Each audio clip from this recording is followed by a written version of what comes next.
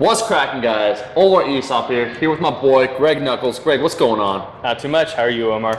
I'm doing fantastic, man, because we got a topic I want to talk about, and that's old school lifting, and basically how we have a similar philosophy when it comes to training, and how I admire, first of all, the work ethic of a lot of the old school lifters, their mentality, and just the total amount of work they put in, not only to their physiques, but also to their performance, kind of talking about that athletic aesthetic. I'm gonna explain what this means in a second, but as you guys probably know, for myself, I'm currently going through a cut. I have multiple different goals, and for some people, it sounds a little bit confusing. I'm like, yeah, man, of course, I wanna get stronger, I wanna get bigger. I'm leaning out right now, but it's kind of that bigger, stronger, faster, and I wanna be able to do athletic things and think, holy shit, man, these are so many goals. But if you look back in history, so many people have done this successfully, and I respect the notion that a lot of old school bodybuilders, lifters, strongman, weightlifters, we talked about Tommy Kono, who was a weightlifter, that also was a natural bodybuilder when they incorporated a lot of different methods of training, trying to get as big, as jacked, and as strong as possible. For you, Greg, people probably know this, but what's your current best number or numbers? 750 squat, Yeah. 475 bench, 725 deadlift. Okay. Now, do you have any other current goals for yourself, or? Right now, I've got a long way to go, but I am actually cutting. First time I was on this channel last February, I was about 270, down to about 250 now. So not quite as much progress as I wanted to make in this past year, but You've been working on a lot of I had some other things going on. Yeah. No big deal, heading in the right direction. So yeah, I'm actually cutting right now too. Shredded bros for summer. I kind of miss my athletic glory days almost. You had a really good jump, and so like what people don't know, actually, I don't know if I should be telling this. You're actually quite good at some sports. I'm not going to list the one in case there comes to a YouTube showdown. I'm not going to announce it right now, but you got hops, you got moves. Go on. I've seen the footage. Yeah, so I actually started powerlifting in the 165 class. You Ed Cohen that shit, bro. You just kept going up in weight. Yeah, probably faster than I should have. So like I'm still reasonably athletic. I can still slap backboard. Yeah, I mean that's decent.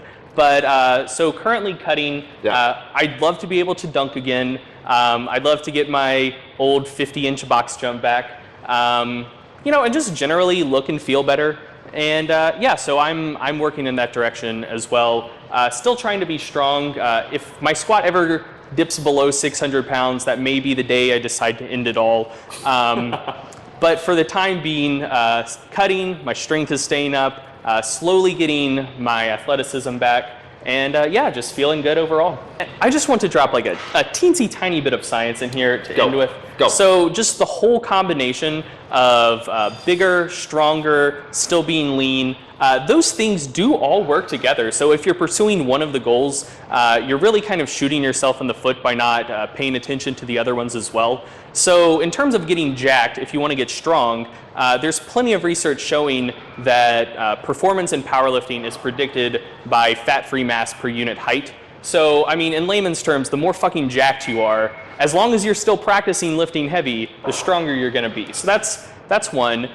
Two, in terms of getting jacked, progressive overload is the primary driver of getting jacked, and volume is the primary driver of both size and strength. So until you get to like a hyper, like advanced specialized point, if you're training to get stronger, you're gonna get bigger too. And then being lean as well. I hit my strength peak. Well, I'm still about the same level of strength, but I haven't really gotten any stronger in about the past 18 months. And I really think the reason for that is I just got too fucking fat. And so like, it's one thing to see super heavyweights for whom it really doesn't matter how big they are, there's no weight cap.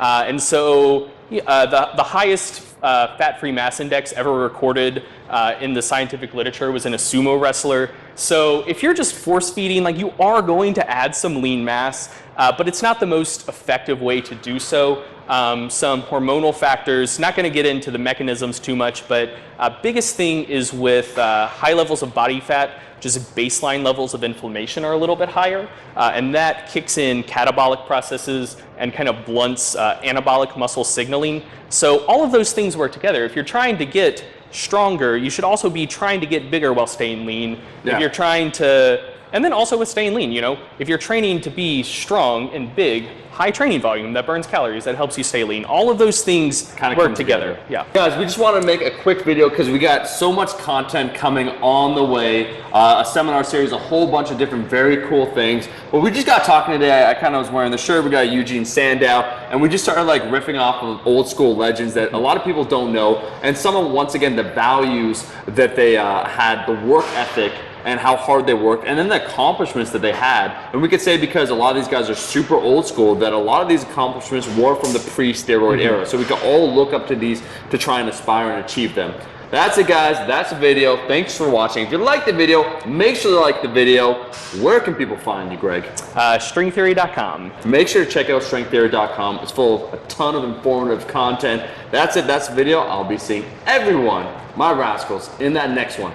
Peace.